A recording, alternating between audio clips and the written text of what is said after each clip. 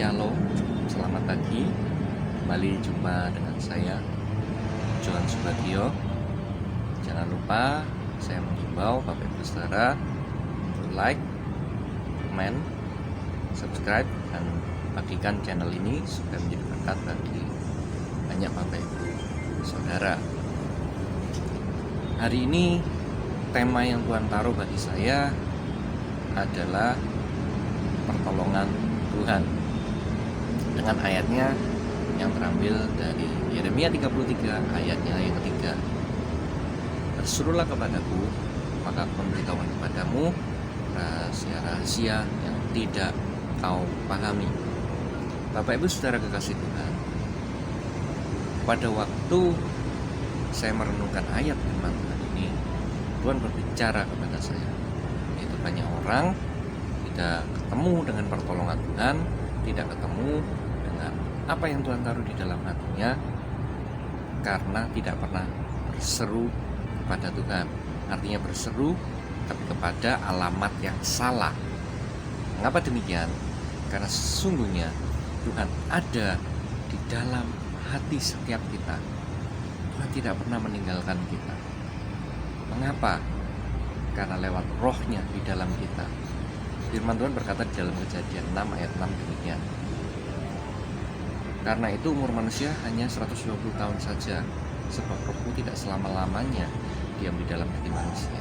Ini berkata, sebenarnya selama kita masih hidup, ada anugerah Tuhan yang nyata, yaitu rohnya di dalam kita yang tidak pernah meninggalkan kita.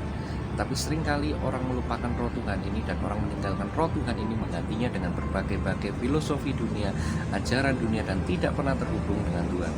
Lantas kalau kita tidak pernah terhubung dengan Tuhan yang sejati, bagaimana mungkin kita bisa mendapatkan pertolongannya? Karena dengan pribadi penolong tersebut aja kita tidak connect, kita tidak terhubung. Maka marilah sama-sama kita masuk ke dalam pertobatan. Kita bertemu, kita berjumpa dengan Tuhan yang asli. Bukan di mana-mana, bukan di gereja, bukan di tempat sakral, atau harus dengan ritual-ritual khusus. No, tapi cukup dengan mengucap syukur.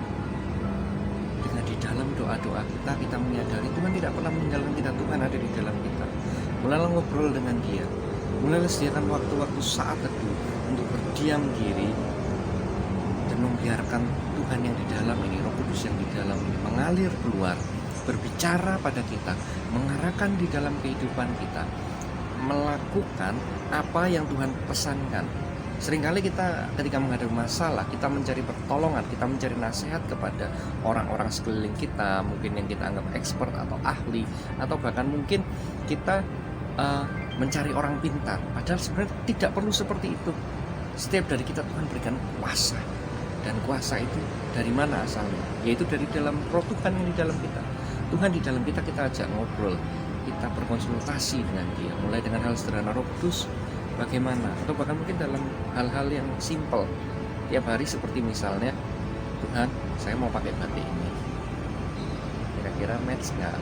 Cuman seperti itu, latihan yang sederhana, tetapi justru di dalam ketaatan hal-hal yang kecil ini, maka kita akan siap ketika suatu hari Tuhan memberikan sesuatu hal yang berat yang nampaknya mustahil, tapi kita tetap nurut. Contoh Bapak Abraham, di dalam ketaatannya tanpa sungkan-sungkan beliau mengorbankan Iskak. Dan dikatakan di dalam ayat firman itu pagi-pagi benar. Bapak Ibu Saudara dikasih Tuhan, kalau kita tidak lolos di dalam ujian ketaatan yang kecil, maka tidak mungkin Tuhan akan mempercayakan hal yang besar. Demikian juga di dalam kehidupan saya, kesaksian saya pribadi. Apabila saya tidak taat mendengar suara Tuhan, maka saya tidak akan ketemu dengan istri saya, pasangan hidup saya sekarang, yang mana kami berbeda kota. Itu pertama. Yang kedua, hanya di dalam 3 bulan melangsungkan pernikahan dengan pesta, dan Tuhan mencukupkan segala kebutuhannya. Itu dimulai dari satu ketaatan, yaitu ketika saya taat untuk saya ambil tiket, saya berangkat ke Jakarta di tengah segala keterbatasan dan kemustahilan. Tuhan jelas berkata, itu adalah pasangan hidupmu, dan itu ujianmu yang selanjutnya. Saya taat. Bapak Ibu Saudara kasih Tuhan, hendaknya kiranya kesaksian saya ini boleh menginspirasi Anda untuk Anda mulai belajar berhubung dengan roh Tuhan di dalam kita, dan taat apapun yang disuruh, taat apapun yang firmankan kepada kita.